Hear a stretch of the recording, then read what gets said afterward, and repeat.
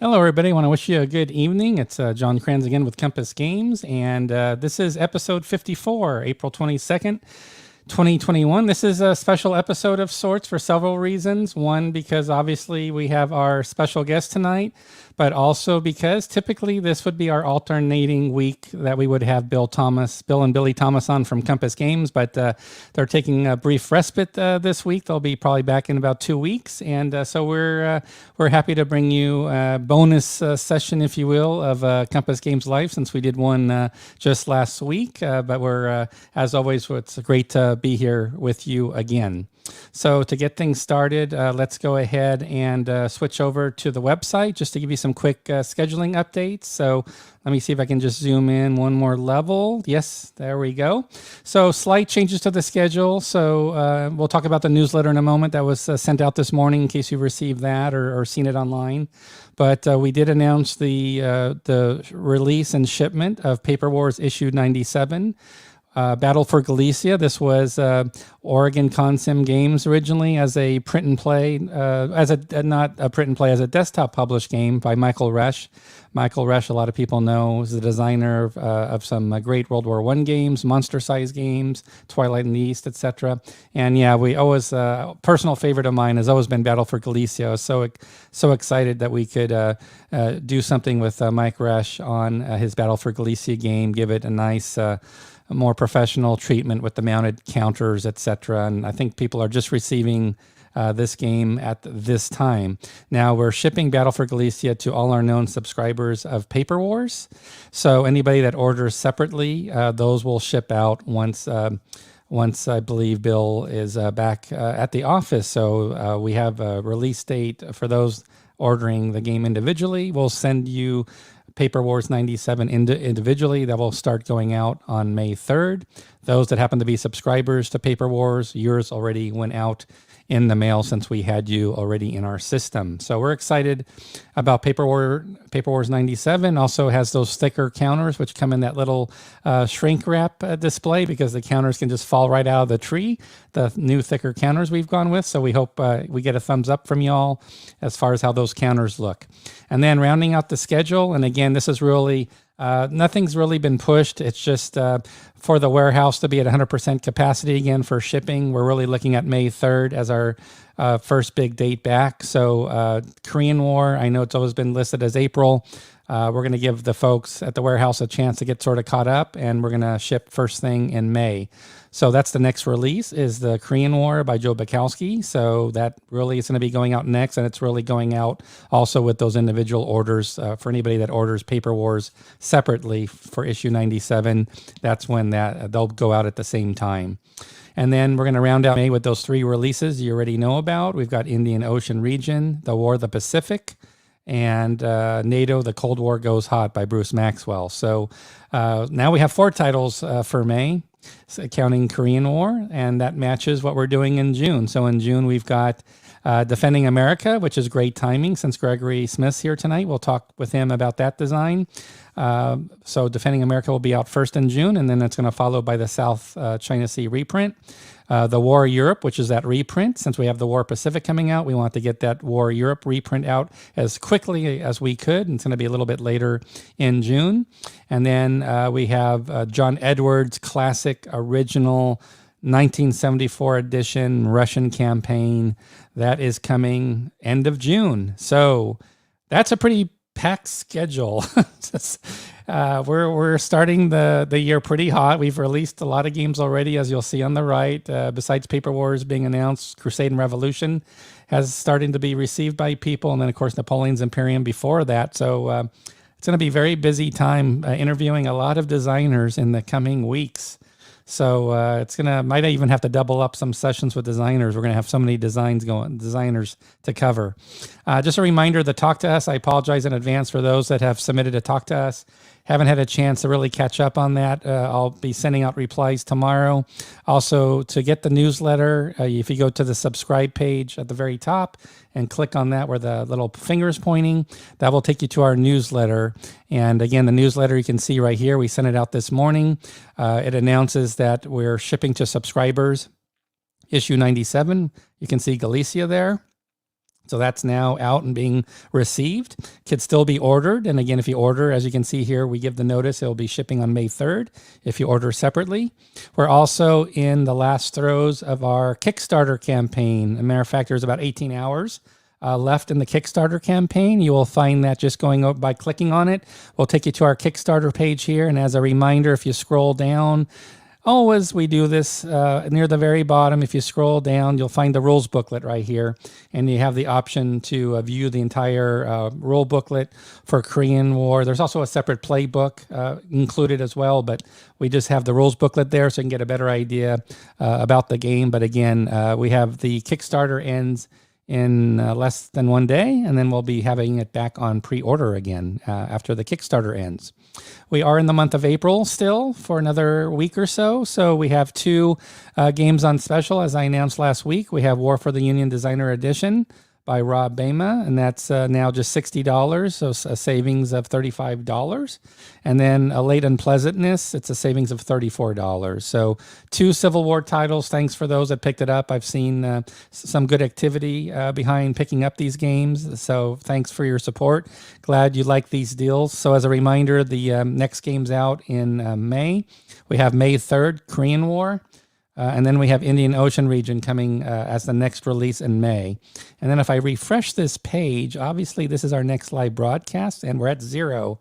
We're at 0 time because we're doing it right now live. So that's why the clock has run out. So again, we're going to be introducing Greg here in just a moment. And just a reminder of our session we had with David last week. He's the designer for Crusade and Revolution. We released the second printing of the deluxe edition. You can catch that episode as well. Again, all this is available from our newsletter. Also, we have our Discord channel where we do our after hours party. Mo's Game Table, Maurice Fitzgerald usually helps join us to help host that event. We always appreciate Mo doing that for us. Also from the home page, you'll see we have links. Actually, I'm not sure why it's not showing now, but there is a link, probably because I zoomed in the page so much. It's cut off, but here is the Discord link. So at the very top right, that last little logo, which you might not recognize, that will take you to our Discord channel. That's where we have our after hours Applebee's lounge party. After this session, you can join us. So just wanted to briefly mention that. So again, without further ado, I think that pretty much covers the gambit. So what I'm going to do is bring Greg in, and we're going to just touch upon. We have 4 games coming from Greg this year, so bear with me that we're just going to touch upon at a high level those 4 games. Why? Because we're going to be having Greg back each time for each game as it gets released this year. So, and we're going to run out of time. So Greg is very busy, as you can see from the schedule. So Greg, how you doing? Good to see you tonight. Oh, yeah, I have you muted. Hold on. That's my fault. There you are. Hey, Greg. Good to see you. Hey, good to see everybody. I saw from the logins, it's a lot of the usual suspects. We have a lot of the usual. It's great to be here.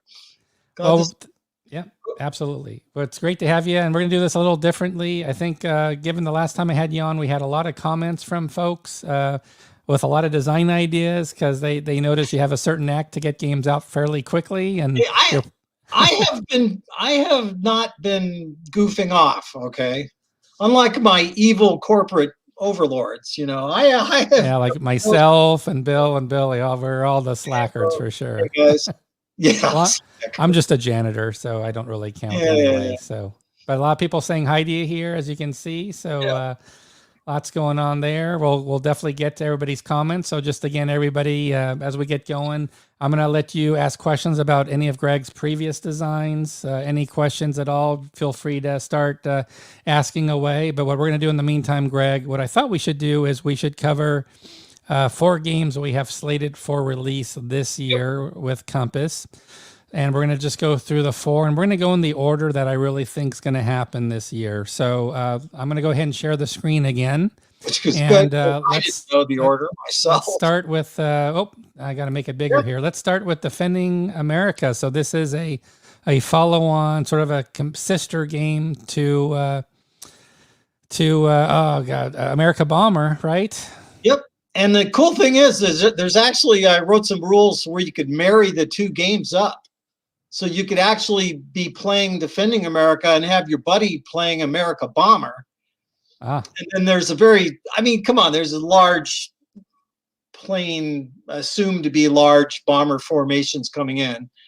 So, but there still is that small chance that you could, link up and fight each other. yeah. So there are rules to actually meld the two games together somewhat. But it's Defending America. I just really liked America Bomber. I think it's actually one of my better designs, just because it's so clean and playable, and it's just as fascinating. All these crazy German what if bombers. And I thought, well, you know what? We ought to do this from the other way. And so, for example, this is my Bible for this effort. It's this book called The American Fighter. Oh, let me zoom in on you there. There you go. I got you zoomed in to show the book, The American Fighter. Okay. By Enzo Angelucci and Peter Bowers. And just a unbelievably fascinating period. We're right at the end of World War II. We're right at the beginning of jets, but they've got some just killer, awesome prop designs, and then even some combinations of jets and props together. So 45 to 49, 50 is just this, the birth of the jet age, and just all this innovation is going on. And even though not quite the war pressure to get things done, it still was just this fascinating period where all this new stuff was coming out. And when I looked in this book, I was like, holy crap, we did as many experimental crazy jets as the Germans had. I mean, the XB-67 Moonbat, and just all kinds of things. So, and the Bearcat. And so I thought, all right, I'll just take all of these and the hypothetical ones. And there's actually, I believe, 16 aircraft. Yep. In the game, different types. Army.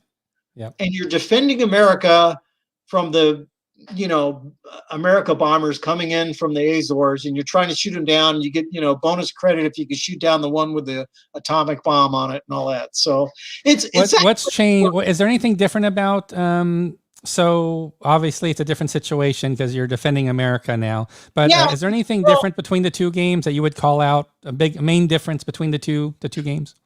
Well, the combat system is a little bit different because you're in a fighter. You're not in this big bomber that has all kinds of defensive. Right. And there's carriers where they were just sort of abstracted in America Bomber. You didn't really deal with them too much. So there's more details around the carriers in the game? Well, no, more details around. It's more of all the fighters. It's really actually very similar. Okay. Just flip-flop. I mean, just flip the script. It's just because of for a couple of reasons I had to change the combat system a little bit to make it work. It isn't literally, I didn't just steal everything out of America Bomber, although the map is essentially the same map. I've just added the carriers on.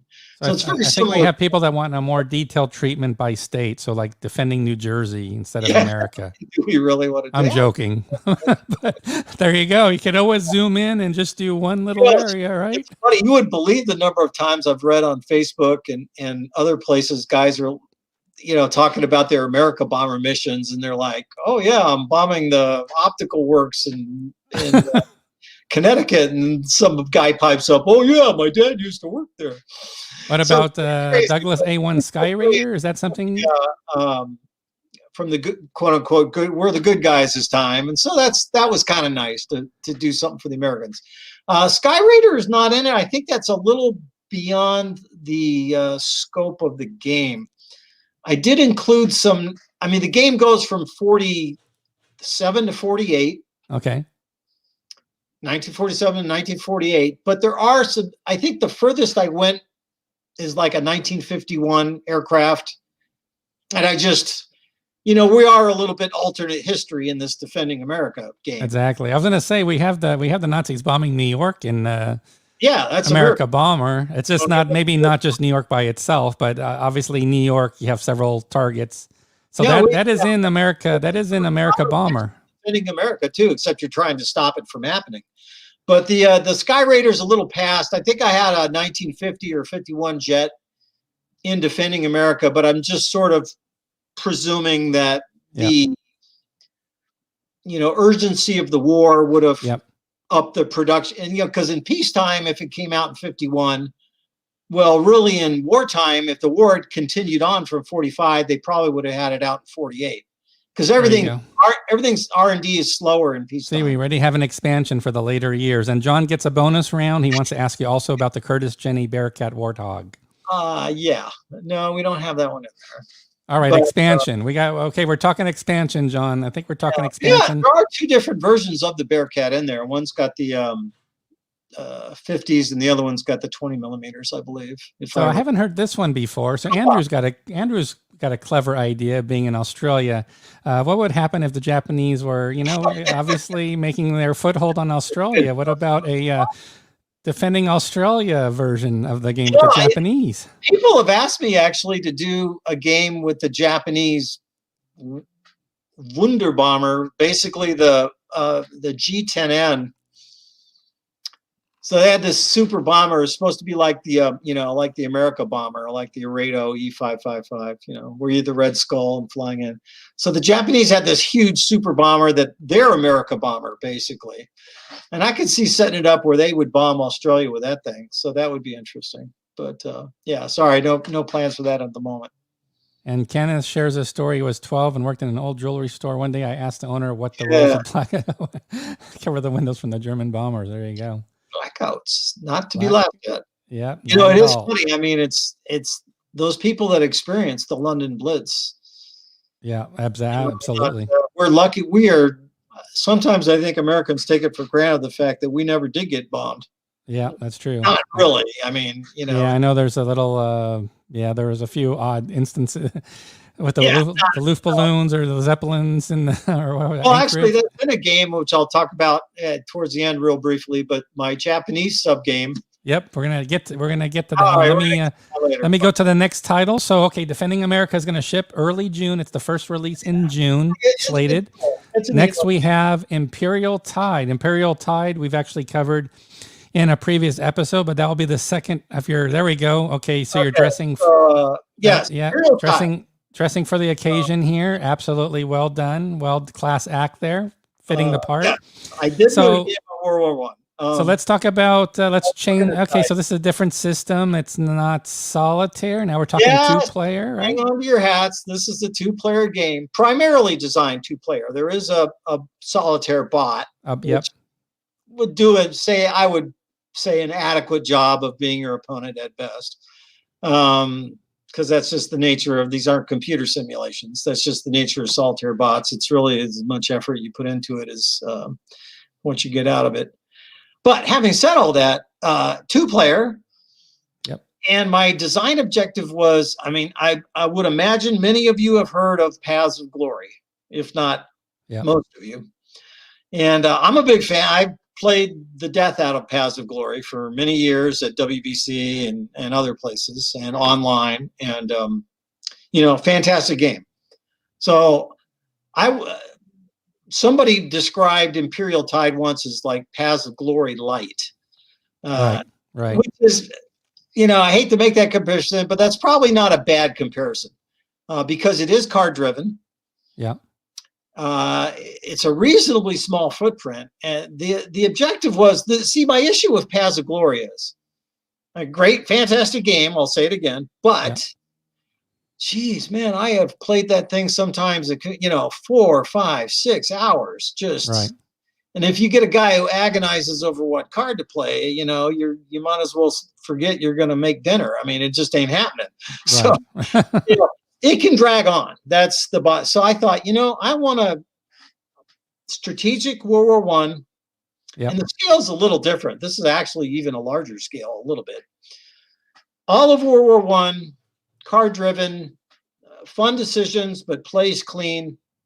3 hours, say, certainly an evening, and so that was the objective, and I think we got there. So it's kind of, it gives you reasonably historical results for the most part, and the cards, the beauty of using cards for something like this at this scale is you get to work in all the historical events that matter.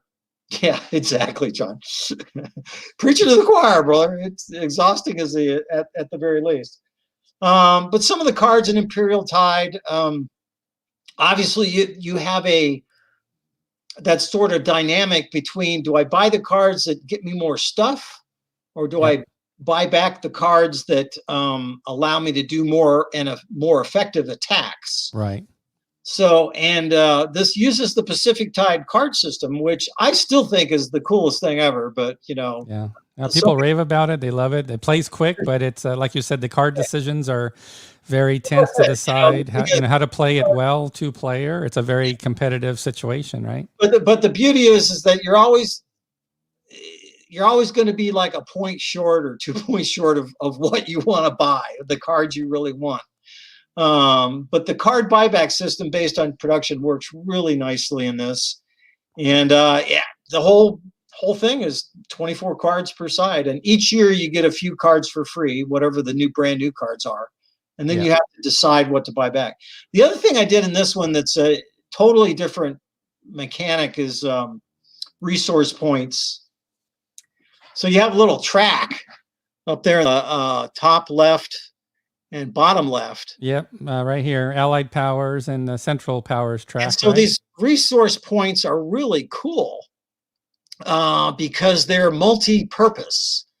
So I use this to tie up a lot of loose ends as far as you can use them to attack with, you can use them for replacements. They're really just literally resources, and this is a very strategic game. But you use them as needed, but in lieu of a card play. So instead of playing a card, you can say, well, I'm going to burn a couple of resource points instead. And now it's back to you. Yeah, the Tim Allen just did fantastic, gorgeous work on the map and the counters. It's just fantastic. Overall, it's a beautiful. Tim did a great job. I mean, hats off to Tim Allen. He feel to it. Well, he pretty much nailed the look we wanted. So question was earlier, there rule is there information on the website? Yeah, there's some files on the website, not the rules yet. We'll make that available later. We'll have a Kickstarter behind this. As everybody knows, as Mo points out, wrong message. It moved on me, but here we go. So as Mo points out, theoretically, Imperial Tide could have been out already, but we had such a spate of World War I games that were still in the hopper that people were waiting for even longer. We had to get those out first. So Attrition of Souls, the Lamp reprint, etc. So So Bill wanted to get those out, and he wanted to space them out a little bit. So and there's no sinister plot here. It's just the way it worked out. It's just sometimes it's kind of like when I was working on Interceptor Ace. After Night Fighter Ace did well, so I'm going to work on Interceptor Ace. Well, what happens? Oh, come to find out, Skies Above the Right comes out. But actually, that worked out pretty well because it was about 9 months previously. But it's no sinister plot, just the way the timing works out crazy sometimes. That's just the way it is. Yeah, Darren, I agree. Tim, I'd like to work more with Tim. He does really good work. So if Tim's here or listening, give him a shout out for me because I really love his work. He does great work. Fantastic. So really happy with it. He's one of these great. I tell you what, let's just get off the track for 1 second. Sure thing. I don't know where you find these guys, John, but you find me the best artists. I have absolutely zero. Well, it's a team. It's always a team effort, so it's not me. I want to draw any in. It's obviously. It's just been fantastic. Pardon me. Our goal is to do the best we can. We want our customers to like what we're doing, and designers have a vision, artists have a vision. We want to do. We're hoping to do the best we can, and we'll learn and skin our knees. Which reminds me, Bruce Yerian, this did America Bomber, and he also did Defending America. So it's got that same kind of look and feel from either side. So that was really cool. So before we leave this topic, because we have to move on to other ones, how did you approach this design? Was it 80%? It's going to be like Pacific Tide World War I, or was it more like 50%? you know, it's you mentioned that game Pass of Glory already. Was that No, sort of a consider, like what factors went into play when you decided to sit down and design this game? well, okay. I mean, if you take the map for Imperial Tide and make it all blue, like an ocean, you might say, "Hey, that looks like Pacific Tide." Pacific Tide, Pacific Tide was the driving force, Yeah. but basically the core was the card system, which Imperial Tide has basically imported that from Pacific Tide, which is you get this year's cards for free. Yep. A certain amount of build points, you rebuy the previous cards. Yep. That Yep. core system was the heart of how I started the approach. Yep. I started from that base template. This is what I want to do. I want to have all, and because of the fact that World War I is a multi-year conflict, just like the Pacific, 41 to 45. This is 1914 to 1918. So we have that same scale. And so the card system, and of course the production was huge. So I was like, this will work. This will fit. So that was the template. And I understand we're going to release in Paper Wars a variant for invading the Netherlands, like a quick start game where it's one little dot and you roll the dice once and the game's put a dot there. Hey, sorry, it's just yeah. I don't know if Netherlands was neutral. Were they neutral? Yeah, they were. Yeah. Yeah, they were neutral. That's okay. The Zeppelin Raider, if you crash your Zeppelin in the Netherlands, you're interned. But anyway, all that aside, yeah, it wasn't so much Pacific Tide, the game itself. It was that card engine. So I knew I want that card engine. I knew it would work. And I knew I did all of the Pacific War, 1 year turns. It doesn't get much more strategic than that. Yeah, yeah. And so hey, I can do all of World War I and hit all the bases and have fun decisions and doable in an evening, not this 6-7 hour nightmare, exhausting thing. And this card engine is the way to do it. So that was the core, the template, the baseline. And from that card engine, of course I had to modify because World War I is not the same thing as the Pacific War. And I had to add the resources for one thing and a lot of different rules to apply, obviously. But the bottom, the way that the cards work it was the core for this design. All right. Well, let's move on to game release for, fingers crossed. We're looking to get all these games out this year. Number 3 is going to be American Tank Ace. So a lot of people have been asking about this, really interested to know about the system. How about that? There's the Patton's Best that came out by Avalon Hill. People wondering, is it going to be like that game? Is it going to be different?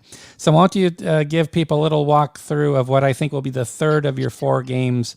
This will be released. I'd say, Matt White did great job on the artwork for the AFVs. A true artist doing hand-drawn, digitized AFV vehicles like this one here, all done digitally from scratch. But yeah, we have somebody now working with you officially on all the other components to go with it. So this game is now officially in the project hopper, getting done. So tell us a little bit about America Tank Ace, your idea, your approach, everything. Well, I got asked by a Facebook friend, a gentleman by the name of Lee Smith, said, please redo Patton's Best, but do it like you do your games. So it's your version of Patton's Best. I was like, so I finally got around. I was like, all right, I need, Lee's a good dude. And he was all pumped up to help. So I started looking at it and dusted off my copy of Patton's Best. And then I remembered, oh man, I just dislike this game. And I realized that's heresy to some folks who really are into Patton's Best, but I thought it was too tedious. And I heard the same comments about Patton's Best, that it's an interesting design, but it can be a little bit on the tedious side. Appeal to some people. I mean, I get it. Okay. Yeah. Everybody's got a different spectrum for what is tedious and what isn't. But to me personally, it was. And I thought, you know what? I can clean this up, the combat routines, make them run smoother. After you looked at Patton's Best, I was like, now I understand why they did some of the things they did when I designed American Tank Ace, because there's just no other way around it. And Tony on YouTube has a good question. Sorry, I didn't mean to cut you off, because I know we still have to lead into your design approach for this game. But I think this is where a lot of people are going to be interested with the other tank solitaire games that have come out. How you would, I don't know if you've played the other games at all, but how you would try to position this game, what would be unique about. So Tony, I don't know what's going to make it stand out from the pack, because I've not played the other tank games. There we go. Best. I will tell you that, well, there's 10 tanks. It's if you've played any of my other games, it's in that style, in that feel. You're in charge of a tank. You start off as staff sergeant, go to sergeant first class. You might get promoted, battlefield commission to lieutenant. The highest rank you can achieve in the game is captain. But my games, I think, have a lot more role-playing elements to them. Yeah. And so you get a little more heavily invested. It's you got the awards and the medals and the more of a narrative, more of a play narrative, like we've seen in the replay. I just added the battlefield scrounging, where like you can, if you retain the field of battle after a fight, you can your crew go out looking for souvenirs. And so if you find a Nazi flag or a Luger or a pair of binos like that, so then you keep these items and you can trade them in for items that give you game benefits, like a case of booze or an extra mortar mission, if you remember Kelly's Heroes. Specifically, or you could trade them in for extra APCR ammo, the hot ammo. So it's and this is actually, some people say, oh, they don't really do that, do they? Well, I've actually done this in combat myself. Some of the best rations I ever ate in '91 were British rations, which I traded from Iraq, British tank crew. They traded it. Don't ask me. I bumped into them at brigade headquarters. But anyway, so yeah. All right. Well, people are excited about the what this new title might hold for a series. So. Well, as you can see, I'm not going to count my chickens before they hatch, but we'll see how this does. But I think it'll be, if it's pretty well received, I'd be happy to make Russian tank ace. German. I'd love to have an Italian tank ace game like Beta Fom 1940, and my little M1340. Yeah. But what else would make it stand out? Well, I mean, there are some campaign elements. I have some historical elements. You can be the 761st Black Panthers Tank Battalion. You can be 37th Tank Battalion with Creighton Abrams. So there's a lot of different. I don't know how much the other games get into the role-playing aspects, but a lot of my games kind of focus on that. And yeah, 20 years, John. It was a long time. A lot of stuff. Yeah, absolutely. Yeah, tank battles and what have you. So I mean, I think also what maybe will make it stand out is I don't have any dumb crap in there that wouldn't actually. None of my rules violate my sense of having been an armor officer. This doesn't make sense. Let's put it that way. I'd love to see a Japanese tank ace game like Dennis is suggesting, because I don't know much about the Japanese use of the tanks and that terrain. Dennis give me some slack, Dennis. I think he's the guy who suggested kamikaze ace to me once. Oh, that's how you win in the game, being a kamikaze. That's the last reward you earn, and you win. No, but this is, I mean, you start off with an M4 plain Jane Sherman, and you can, as your prestige grows, and then as new tanks come in, you can upgrade to the nicer tanks that have the 76 millimeter and wet stowage and all that kind of stuff. And I can see people want every nationality. They want a French, an Italian, a German, a Dutch, a Finnish for the... Yeah, Finnish Russian battle. You can. I love the Japanese idea. I don't know how to research that. I think basically it will stand out from the other games. Number one, in the realism, as far as the rules are realistic from the viewpoint of this is how it goes. Yeah. And what a tank crew actually has to go through, which I've done. And then the other thing that'll make them stand out, I think, would be the role-playing aspects. I think I do a pretty good job of all that. And the human dimension, Oh, things interesting like question. I don't know if this is 66 Morning View's first time on. If it is, welcome. If not, great question here. What about World War I tank ace? I got this really cool book called Mephisto. It's about an A7V, and it's some German famous one of theirs. Yeah, I don't know. I'd have to look into that. Interesting idea. But here's a more relevant question for this title, American Tank Ace. How good was the US 76 millimeter? You're not going through. Huh? It's not penetrating. It's not penetrating at 1,000 yards? Maybe with APCR, which stands for Armor Piercing Composite Rigid.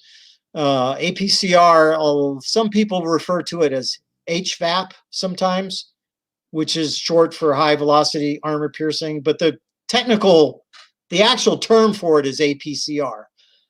Yeah, I'd like to do that.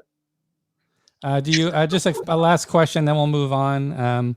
Do you play only an individual tank? Yeah, you're actually the tank. You are the tank commander. Yep. And you have a crew, and they have skills as well. So it's not necessarily just you; it's your buddies too. You don't want to get them killed, because then you lose your tank bonus for having worked together as a crew, called synergy, which is very important. And then, but getting back to the Panther, so yeah, it's just you, but there are notional forces that are accounted for, because you're not fighting by yourself. You're part of a tank company, a battalion, possibly, a combined arms team. You're not really ever going to be attacking by yourself in a tank. It just doesn't happen. Just the movie Fury aside, ain't happening. You're part of a group. And so the other forces are notional, but they're accounted for with the rules. There's a thing called the end of turn event check, which tells you how your notional buddies have been doing. Sounds like you have some experience with tanks, Greg. Yeah, so hopefully Steve, as Steve notices, right? I'm going to let this. Let me allow one more question. Real quick, the Panther. Yeah, you could penetrate the Panther if you get a flank shot. Sure. Yeah, flank. You're not going to penetrate it frontally. Not from the front. No way.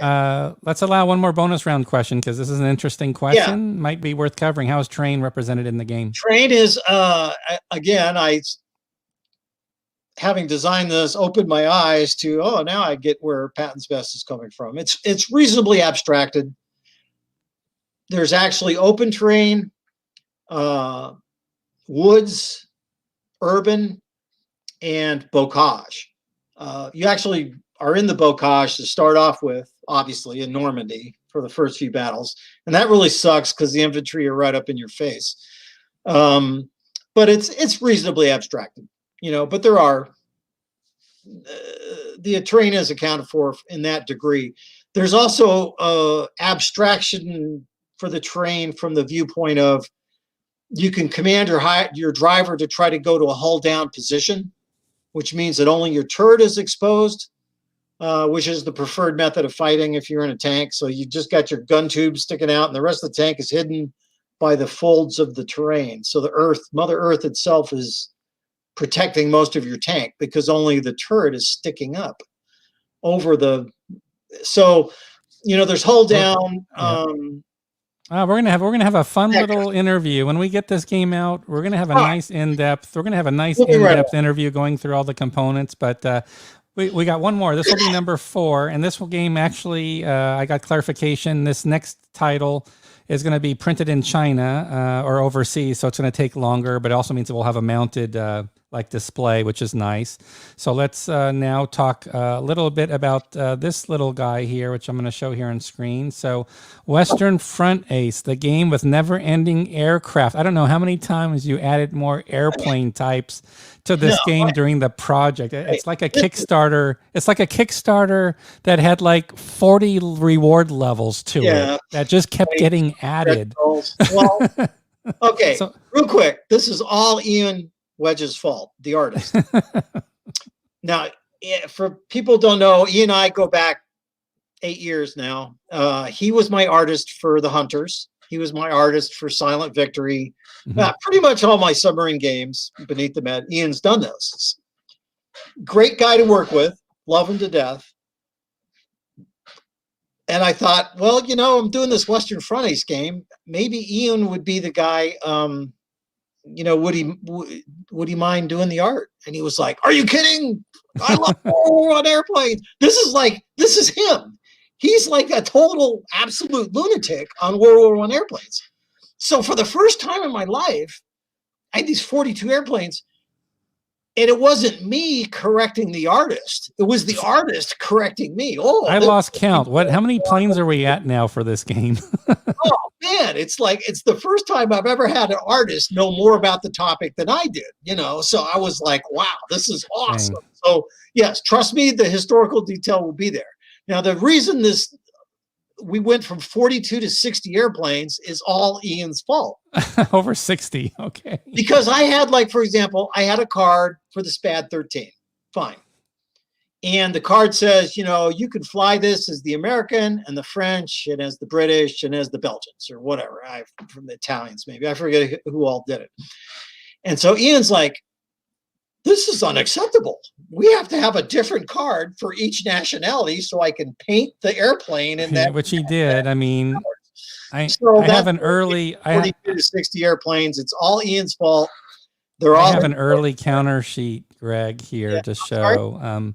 This is the counter sheet. Let me see if I can zoom in. This is old. I mean, there's going to be newer. Oh, no, I haven't seen this one. Oh, Ian's been bogarting on me here.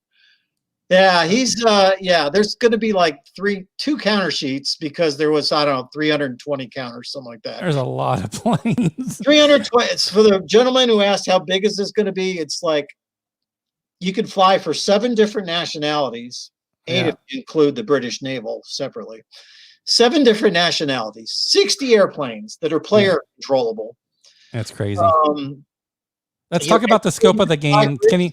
And there's 14 target aircraft types, like the two-seaters, the Recon and the bombers. So those are targets. I call them targets. All the scouts. I don't have a salamander, although I know what it is. I believe that's the one that was extra armored for ground support. Ground attack. But that was a great idea, Manatee. Yeah, Blue Max Watch Party. Right, I like your thinking. We might be able to do something like that. Actually, we might be able to pull something like that off. I might be able to look into that. This project just got out of control, and I was like, you know what? Why not? Screw it. This could be my piece de resistance. So what is it? How many countries was it? 7 or 8 countries represented, I think. Yeah, there's the all right. I'll rattle them off. Here's some right here. Americans, British, French, Belgians, Italians, Austrians, German. Okay, there they are. The other thing too, that there's this game. Now I've lost my train of thought. Oh, it's all right. Somebody was asking a question. Can you use all the planes at once? That would be for a convention with Uber. Okay, now I remember the awards. So I was going to say, in my games, you usually can win 2 or 3 medals depending on what nationality you're from, or 4 or 5 maybe. And of course, there's a full set of dress-up dolls where you pin the medals on the dolls. Yeah. And so I started doing the medals and awards for this game, and it just got to be like Lay's potato chips. I couldn't stop putting them in. You can win the War Merit Cross from the Kingdom of Württemberg and the Hanseatic League cross, all this kind of crazy stuff that because it was World War I and there was still a lot of imperial influences on most of the nations. So they were empires, and just a lot of these crazy awards, not just the Blue Max, the Pour le Mérite, but everything else. And I'm sure there it is. Every plane gets a display too. So here's the displays. And what is that? A Fokker DR1? That's all the tripe. Yeah, Fokker DR1, available September 1917. Ian was adamant about not using the Red Baron's red one. He wanted. This is probably the only thing we haven't done yet, an Easter egg in the Well, game. there's a problem. We don't exactly own the rights. Copyright, right? Yeah, Snoopy's. Charles Schultz might take umbrage to that, or his Yeah, estate. I don't think we have Russians in there, right? It's No, Western there Front. aren't. Hence the name Western Front, right? So that would be Eastern Front. I didn't go with the Russians. There was a variety of design reasons. I looked into the Russians. I mean, they did have aircraft, of course. They got spanked pretty hard by the Austro-Hungarians, actually, for the most part. But there were a variety of reasons, and it was already huge enough. And besides, the name was Western Front Ace, and I just didn't go there. Yep, another World War I game. Compliments of Compass and Greg, and yeah. Rich is going to step up to the plate. And sorry, Rich. Sorry about that, brother. But just this is why you got that stimulus check. Multiplayer, solo, or both? All of the above. There are rules. There are optional rules at the end. It's designed solo. Let's get that straight. You're solo. You're fighting for either Germany or France or Britain or whoever you want to be. So it is designed solo. But what about you have a few multiplayer and you could actually end up bumping into your opponent. And I think we have some ace cards. We have some pilot ace cards in the game. There's 24 ace cards in the game, believe it or not. 24 ace cards. So 24 historical pilots that performed. And there's two Americans are Eddie Rickenbacker and Frank Luke. There's, I don't know, 3 or 4 Germans, 3 or 4. I think there's 3 Austro-Hungarians. I think there's 3 Italians. There's like 4 French, maybe 4 British and an Australian and a New Zealander and a couple Canadians. So here's some names for you. Do these names ring a bell for you, Greg? I'm just going to show you. Ilya does not. Okay. What was the other one? Lord Flash. That's actually in the add-on to the game. I did an add-on for somebody where we had not Flash. Is it enemy aces? That's an interesting question because I don't know. I haven't read through the rules yet, but I know you use an ace card because you're that pilot. Yeah, this is really cool because in my previous games, when you play ace, there's ace cards and you could be that historical ace or that historical U-boat skipper or Zeppelin commander or whoever, and you try to better his score. Okay, cool. That's fine. 6 or 8 ace cards per game, and you get to do that, and it's a nice historical touch. Everybody gets it.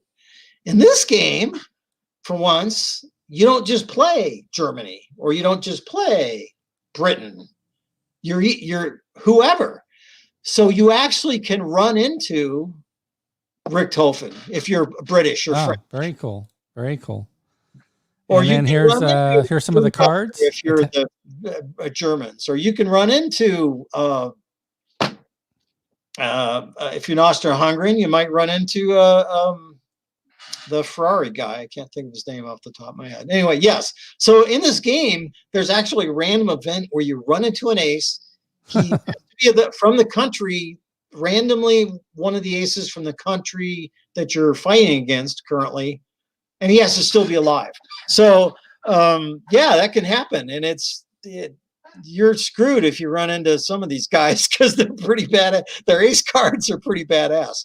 I mean, yeah. If you run into one of these aces, a random event early in the game, you're probably dead, unless you can miraculously get away. But if you run into them later on in the game, after you've made double ace or triple ace and you've built up your skills and you've got some tricks up your sleeve, then it might actually, be an interesting fight. So, yeah, you can run into enemy aces. So can you touch upon the cards, how the cards are used in the combat system here? Yeah, that I'm showing.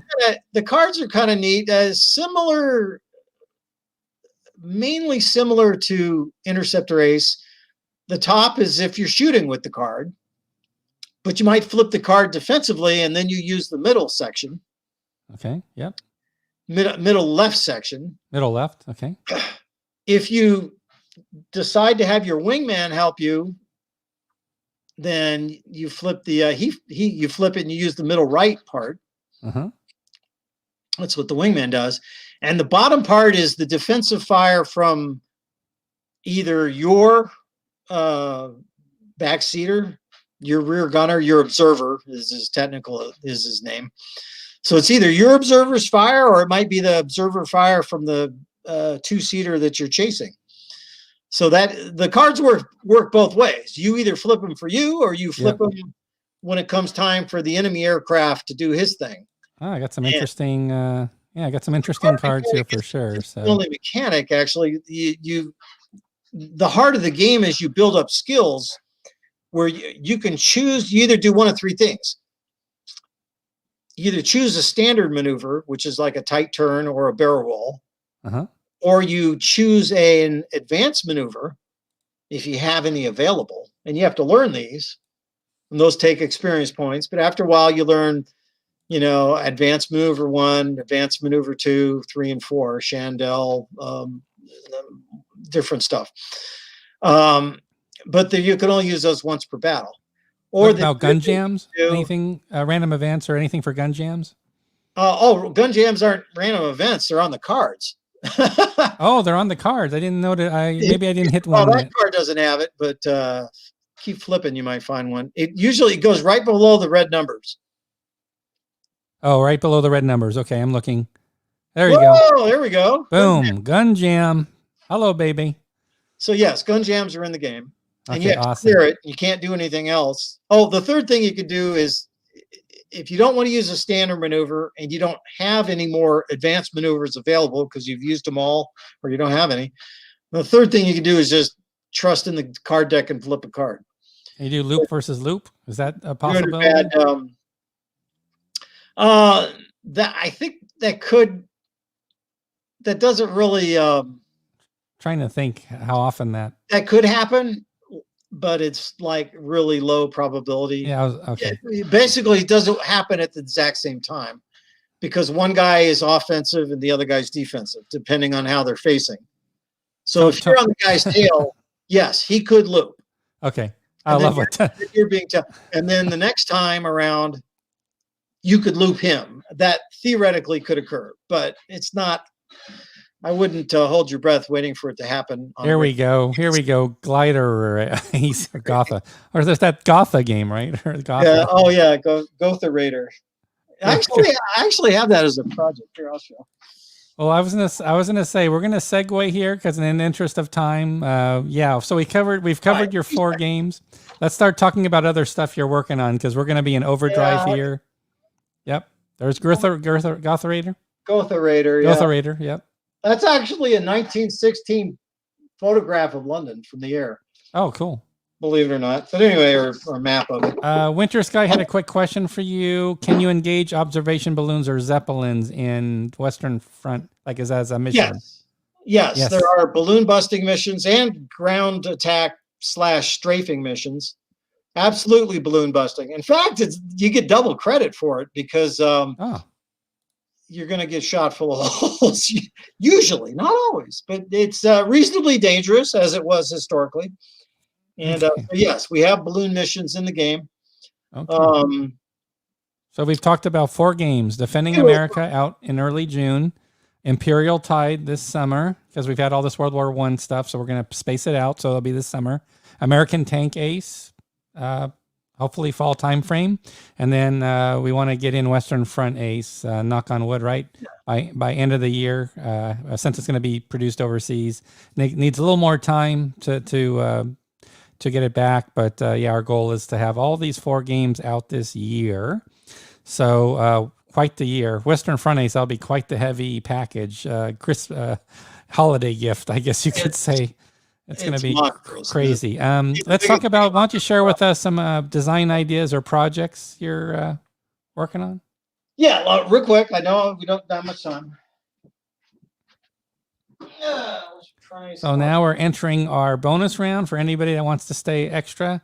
I promised I would give Greg a chance to talk about some current projects coming. So Sensuicon is the Japanese version of the Hunters, right? Yep. Japanese fleet submarines. This thing was crazy. I mean, it's a different ball of wax. Because they use their subs differently, so I had to account for that. And it's not just, I wouldn't call it the reverse of silent victory. It's craziness. They had airplanes on watertight hangars on the top deck there, disassembled, and they'd reassemble them. Float planing. Yes, it's insane.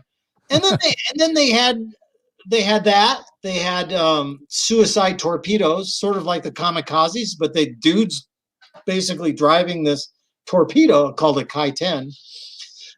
They had those towards the end of the war, which had a couple of successes, believe it or not, but mostly unsuccessful. And they also had midget submarines, the That's midget awesome. attacks on Pearl Harbor. So the core of this game design is me, but the modules are a gentleman in Australia by the name of Brett Grimmond. And Brett, God bless you, sir. Yep. Good on you, mate. He did all the work, a lot of the work on the Kai-10 and the midget subs, and well, I worked on those too. And then the targets that they did. So you can actually, it's very historical. You go out and you roll on, Kai-10 ace, exactly. Just like kamikaze ace. But these are really neat. You just have these really weird missions where you might be sent to bomb the forests of Oregon and set them on fire, or you might be sent to task to send your midget sub into either Sydney Harbor or Diego Suarez, or send it into Pearl Harbor. So all the historical events that happen, and it's like the Hunters, but it's got a lot of just really weird stuff. Really cool stuff in it. A lot of suggestions for games here coming through from folks, as you can see. That's I-400. That's in. We got it in the game. You can bomb the Panama Canal in this game. Oh, it's covered. There you go. Oh yeah, absolutely. Erwin's going to be happy. Gosh. You are doing something along these lines. We talked. There's like 16 different classes of Japanese submarine that you can use. So all the Johnsons, all of them. They're all covered in here. Type A, B, C, you name it. So switching gears, I know we talked about another one that relates to what Shin Godzilla is asking here about. Well, the closest I ever did research on along those lines is I was thinking about doing a gladiator game. Right, exactly. Where it's very role playing, where you bet on the guy and you train the guy, and then he has his battles, and the battles would be sort of like, it would be a card driven, sort of like that.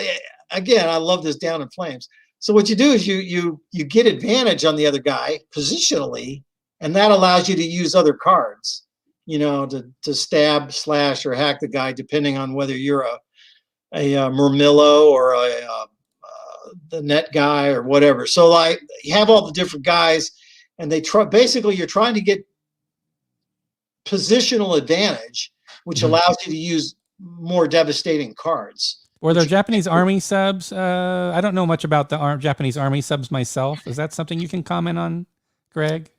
Anything in the design about? No, they had some midgets, but I'm not aware that they're, unless Dennis is pulling my leg or screwing with me. I don't know. Dennis, let us know if there's something there we missed. Again, let us. Subs, no, I mean they had some midgets, but those were Navy, I thought. So towards the end of the war, they had these kind of emergency. Same thing as the Germans said. Oh, we need all. Shin's coming up with all the ideas tonight. Here we go. Yeah. But anyway, the Sensuikon will be, for lack of a better phrase, the Hunters, except from the Japanese side, and it's really fascinating. And I enjoyed it. It was really good, and it was great working with Brett Grimmond, who significantly assisted that project. I want to give props to you also. I know there's other designers involved doing the heavy lifting, but it's a compliment to you, Greg, that we have folks taking your game system. So I know Interceptor Ace 2 is getting finalized artwork right now. We're proofing the files, so that one's actually quite far along. Other than we need to do a proofing round, so we'll invite people to proof all the components and the rules. But Interceptor Ace 2 is another designer, Ferdinand, who's taken your game. I know you've worked a little bit with him. Sola Ramos, my involvement in Interceptor Ace 2 was basically I I actually hooked him up with Compass because I saw what he had done. He originally posted it as sort of a player design module. And I said, dude, your work is awesome. Yeah. Compass needs to do this as a game. And my blessings, and let's do it. And Yeah. I looked it over and I saw that he was not only right on track, but he's very detail oriented and good researcher. So I had no misgivings. So I'm very happy he finally has taken it to the barn. So yeah. So just to let everybody I know, will be good. we can put an asterisk, like 5 with an asterisk, because we expect Interceptor Ace 2 will definitely be out this year. Just want to let people know it's pretty far along because all the artwork's been done already. So we're going to go to proofing pretty soon. Not the same story with Spitfire Ace. For Spitfire Ace, we actually have to assign an artist on that one, covering the Battle of Britain, obviously. Well, I had very limited influence, although I saw what, oh gosh, I can't remember his name at this point. Oh, it's all right. It's so much we've covered. Look, Dennis here did want to confirm. We need to get this done by Compass. I'm busy with a dozen projects, and everybody's foaming at the mouth for the Battle of Britain Ace. Yeah, absolutely. Ace. So I said, look, you hook up with John, and he did obviously did good work, but he wasn't an artist like Fernando was. So. Right. So we're just working. But it'll be good. He did a good job on the research. And then Dennis is following up here to say yes, absolutely. Look for the supply missions. They were designed by the Army to do supply missions. So that's interesting. Yeah, worth looking at for sure. I know there's a lot of other games we can talk about, and people have their ideas here. Like I really like this one. I think this is a big winner here. I definitely agree with Hethwill here that this could definitely there should be like a Paper Wars bonus. I think that could do or this one. I was thinking like a Pool Parlor Ace, even or who knows, some really good ideas. But any designs because there's a lot of stuff you're doing. I won't mention some of them because I'll leave it up to you. And I thought let's give it like another 5 minutes and then we'll do a wrap up since I don't want to hold people over too long. But I know they've really enjoyed their time with you. But I think after I think I'm probably going to turn my attention to Gotha Raider. Yep. And exactly. And we talked about, and there's Sensuicon, Gotha Raider. I mean, I'm busy, but wrong book. Here we go. What is that? Oh, let me give you the screen. Hold on. What is that's? Oh, B36. That's right. B36 was going to be the next title in that series, right? Freaking killer heavy. I use these things to like flatten out things that are curled. But tell us a little bit about B36. This is like the Bible on the B36. But this is 6 turning and 4 burning. So it had 10 engines, 6 props, 4 jets. This thing dwarfs a B-17. It's like twice as big, or 3 times B-29 even. I mean, it's just monstrous. And it really didn't. It never flew in combat, but they could have. They could have flown this conventionally over Korea if they wanted to. But they didn't because I don't think they didn't feel comfortable enough taking them off nuclear deterrence duty. So if you got them up in Mino, North Dakota and Omaha and all those other places ready to go bomb over the pole to Russia, you don't want them, screwing around in Korea. So they never really used them. But I could see like 3 different scenarios. Korea conventional bombing, that would be an interesting thing. Mm-hmm. The other thing that could be used for would be like an alternate history. We didn't beat the Germans and they're still in control of the continent. So we're using these as strategic bombers and they could actually bomb Germany from the frickin' States. Their range is insane. It's insane range. like 1/3 of the globe. Yeah, it's just monster. They were just so huge. 15 crewmen, no less. Did they do something in the Arctic or? Well, they were ready to go over the pole to hit the Russians. The pole. Exactly. That's the other thing. You could use them in a sort of a alternate Cold War gone hot.